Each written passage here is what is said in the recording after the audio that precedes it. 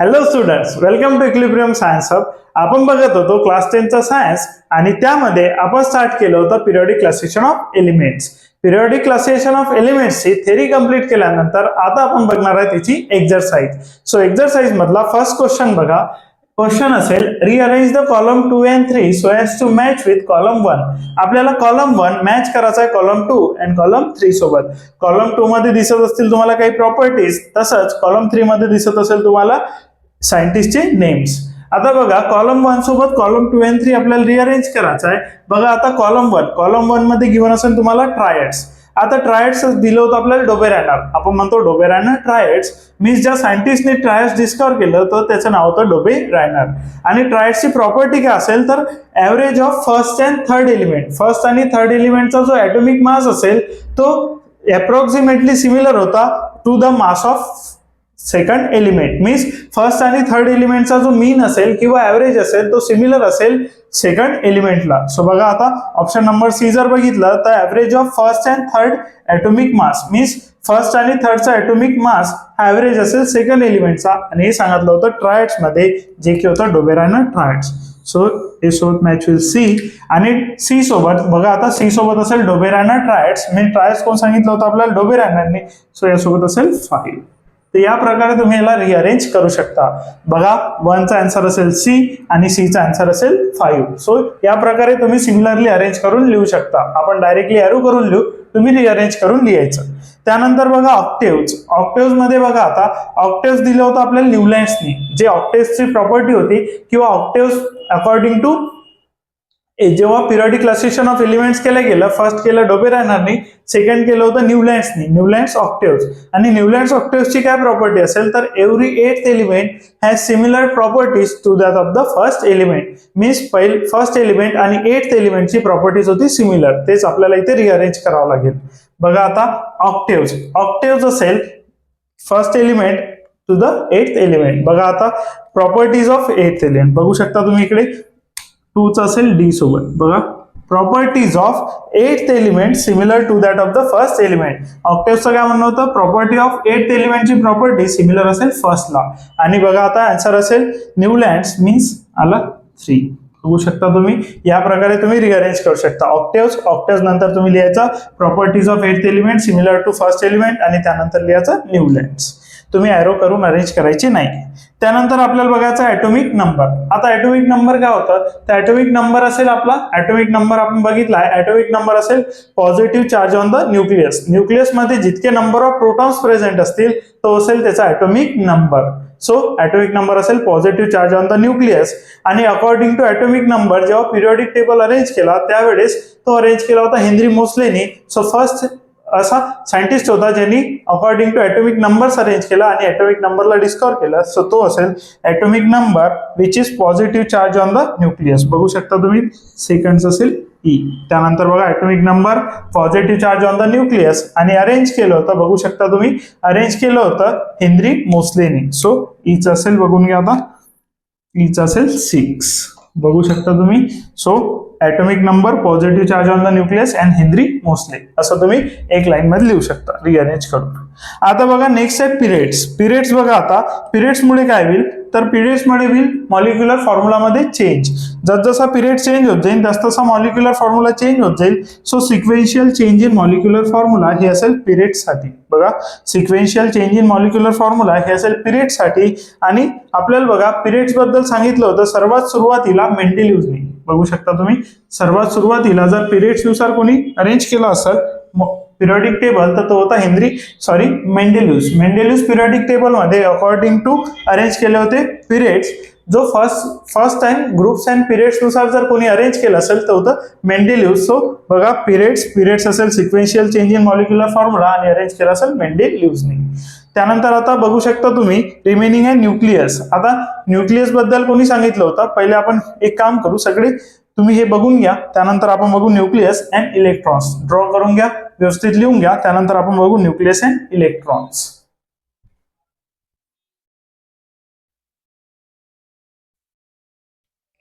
So first 4 आपण cover केलेले आहे, triads, octaves, atomic number and periods. Next आपल्याला 2 कव्हर करायचे, nucleus and electrons.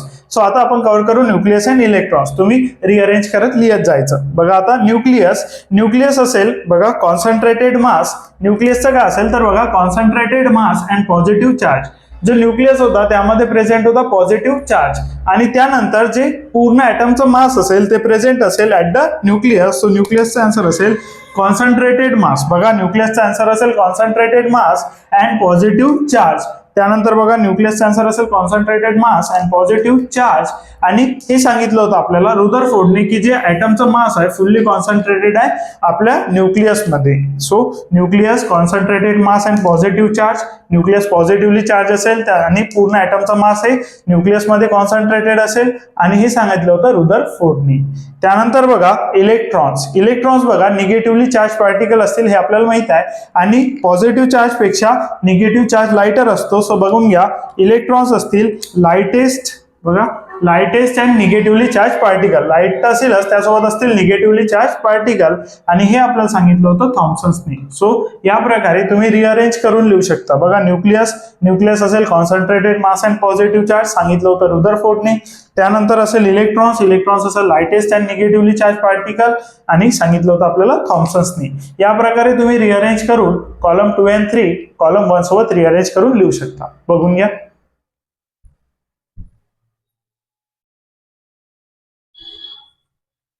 So columns rearrange केल्यानंतर नेक्स्ट क्वेश्चन असेल आपला choose the correct option and rewrite the statement. Means आपल्याला choose करायचा आहे करेक्ट ऑप्शन.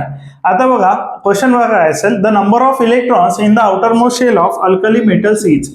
अल्कली मेटल्सच्या आउटरमोस्ट शेलमध्ये किती इलेक्ट्रॉन्स असतील ते आपल्याला फाइंड करायचं आहे. सो आपण एक्झाम्पल घेऊन घेऊ alkali metals that is lithium, sodium, potassium हे असतील अल्कली मेटल्स. आता अल्कली मेटल्स असतात ग्रुप 1 मध्ये. हे पण लक्षात ठेवावं लागेल तुम्हाला बिकॉज तुम्हाला हा क्वेश्चन सुद्धा विचारू शकतो की अल्कली मेटल्स कुठल्या ग्रुपमध्ये असतात. तर अल्कली मेटल्स असतील ग्रुप 1 मध्ये. त्यानंतर याचं जर इलेक्ट्रॉनिक कॉन्फिगरेशन बघितलं बघा आता अल्कली मेटल्स असतील ग्रुप 1 मध्ये याचे इलेक्ट्रॉनिक कॉन्फिगरेशन बघू आणि त्यावरून आपल्याला समजून जाईल की याच्या आउटरमोस्ट शेल मध्ये किती नंबर ऑफ इलेक्ट्रॉन्स असतील. सो बघा आता लिथियमचा ॲटॉमिक नंबर असेल 3, इलेक्ट्रॉनिक कॉन्फिगरेशन असेल 2,1. लक्षात येऊन गेलं आपल्या आउटरमोस्ट शेल मध्ये नंबर ऑफ इलेक्ट्रॉन्स असतील 1 बिकॉज आता ते सगळ्यांसाठी असतील सिमिलर. याचे इलेक्ट्रॉनिक कॉन्फिगरेशन असेल 2,8,1 आणि पोटॅशियमचं इलेक्ट्रॉनिक कॉन्फिगरेशन असेल 2,8,8,1. So number of electrons in the outermost shell तुमच्या लक्षात आलं असेल नंबर ऑफ इलेक्ट्रॉन्स आहेत 1. सो आन्सर असेल 1. The number of electrons in the outermost shell of alkali metals is 1. आणि जर विचारलं अल्कली मेटल्स कुठल्या ग्रुपमध्ये प्रेझेंट आहे तर ग्रुप असेल ग्रुप 1. बघू शकता.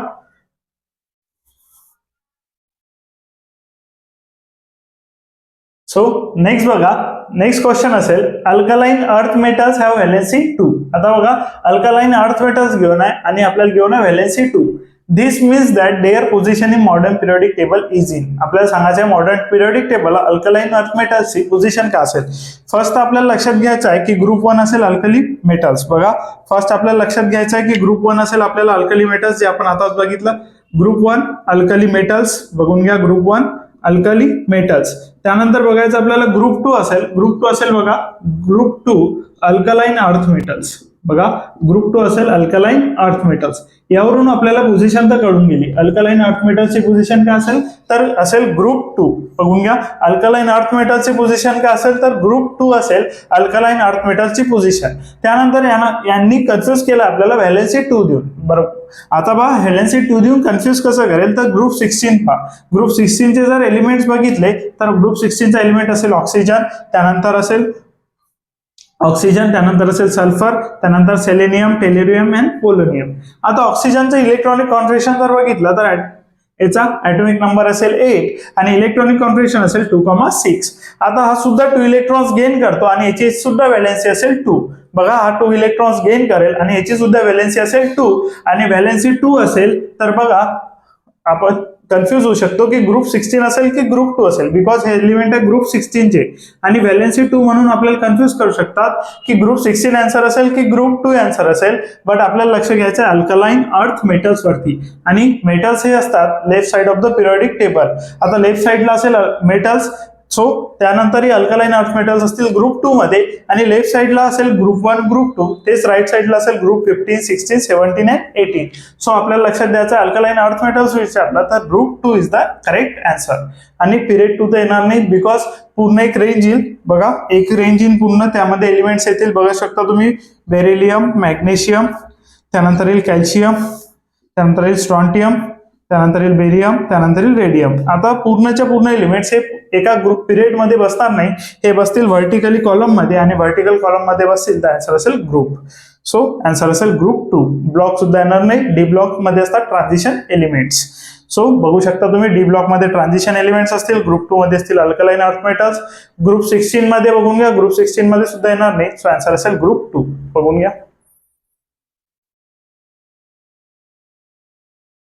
सो नेक्स्ट क्वेश्चन बघा, molecular formula of the chloride of an element is XCl. संपला, आपल्याला इतकंच बघायचं आहे.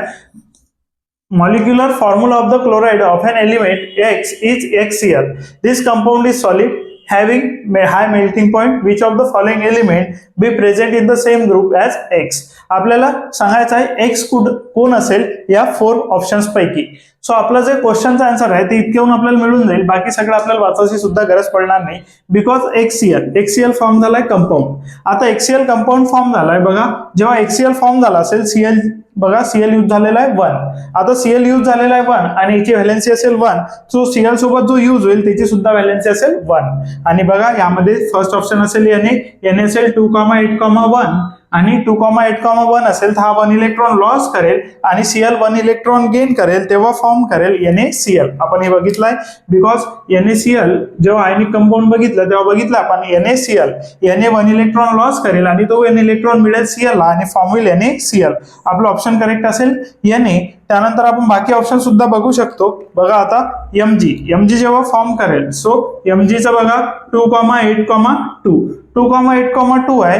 Mg ची व्हॅलेन्सी आहे 2 इलेक्ट्रॉन्स. सो Mg लॉस करेल 2 इलेक्ट्रॉन्स. सो Cl ला सुद्धा गेन करावं लागतील 2 electrons. But 1 Cl 2 electron gain करू शकत नाही बिकॉज Cl ची व्हॅलेन्सी आहे 1. बघा आता कंपाऊंड फॉर्म होईल MgCl2. आता MgCl2 का बरं फॉर्म झाला तर Mg ला लॉस करायचे 2 इलेक्ट्रॉन्स बट जो Cl आहे तो Cl 1 इलेक्ट्रॉन गेन करू शकतो. बघा Mg ला लॉस करायचे 2 इलेक्ट्रॉन्स बट Cl गेन करेल 1 इलेक्ट्रॉन बिकॉज Cl बघा Cl असेल 2,8,7 7 इलेक्ट्रॉन्स आउटर मोस्ट शेल मध्ये ओनली 1 इलेक्ट्रॉन पाहिजे टू कम्प्लीट इट्स ऑक्टेट. याचा ऑक्टेट कम्प्लीट करायसाठी ओनली 1 इलेक्ट्रॉन पाहिजे. 1 इलेक्ट्रॉन पाहिजे बट आता Mg किती लॉस करणार आहे 2. सो 2 इलेक्ट्रॉन लॉस करेल. Cl 2 इलेक्ट्रॉन गेन करू शकत नाही. सो तो आणखी एक सोबत Cl आणेल आणि Cl मिळून एक Cl आणि हा सेकंड Cl हे दोघं मिळून इलेक्ट्रॉन्स गेन करतील 2. सो फॉर्म्युला बनेल MgCl2. सो इथं जर ऑप्शन असतं XCl2 बघा MgCl2 च्या वेळेस जर असतं XCl2 बघा इथं जर असतं XCl2 सो आपला आन्सर करेक्ट आला असतं Mg. बट इथं XCl इथं काय XCl. सो आपलं करेक्ट आन्सर असेल NaCl. बघून घ्या XCl असेल तर करेक्ट आन्सर असेल NaCl because 1 electron loss by Na is gain by Cl. 1 electron loss by Na is gain by Cl and forms XCl और म्हणू शकतो आपण NaCl. जर MgCl2 असतं तर ऑप्शन असतं XCl2. बघा जर Mg करेक्ट ऑप्शन असतं तर आपल्याला घेऊन असतं XCl2. सिमिलरली Al च्या केसमध्ये बघू शकतो आपण. Al ची केस इकडे बघून घेऊ आपण. Al बघा आउटर मोस्ट शेल मध्ये इलेक्ट्रॉन्स असतील 2,8,3. आता हा लॉस करेल 3 इलेक्ट्रॉन्स. सो Cl ला गेन करावं लागेल 3 इलेक्ट्रॉन्स बट Cl आपला 3 इलेक्ट्रॉन्स गेन करू शकत नाही. सो तो गेन करताना 3 Cl घेऊन येईल आणि कन्वर्ट होईल AlCl3 मध्ये. सो जर ऑप्शन करेक्ट असतं आपला Al तो फॉर्म्युला असता XCl3. बघा इथं XCl आलं तर ऑप्शन करेक्ट असेल NaCl मीन्स ऑप्शन करेक्ट असेल आपला Na. जर इथं असतं XCl2 ऑप्शन करेक्ट असतं Mg. जर इथं ऑप्शन असतं XCl3 तर करेक्ट आन्सर असतं आपलं Al. आणि इन केस ऑफ Si ची व्हॅलेन्सी असेल 4. बघू शकता तुम्ही इथे Si 2,8,4 याची व्हॅलेन्सी असेल 4. सो फॉर्म झाला असता SiCl4. सो करेक्ट ऑप्शन असतं आपला XCl4. बघून घ्या आपण सर्वांसाठी फॉर्म्युलेज बघितले आहे. बघा Mg साठी असता XCl2 Na साठी असतात XCl, Na साठी आहे XCl, आणि Al साठी असतात XCl3 आणि Si साठी असतात XCl4. त्याच्या व्हॅलेन्सीवर डिपेंड करेल. Na ची व्हॅलेन्सी 1 होती, सो फॉर्म झाला NaCl. Mg ची व्हॅलेन्सी 2 होती, सो फॉर्म होईल MgCl2. बिकॉज 2 इलेक्ट्रॉन हा लॉस करेल आणि Cl ला 2 इलेक्ट्रॉन्स गेन करावे लागतील. Cl ला किती इलेक्ट्रॉन्स गेन करावे लागतील? 2. बट Cl गेन करू शकते only 1 electron, so 2 electron gain करासाठी लागतील 2 Cl.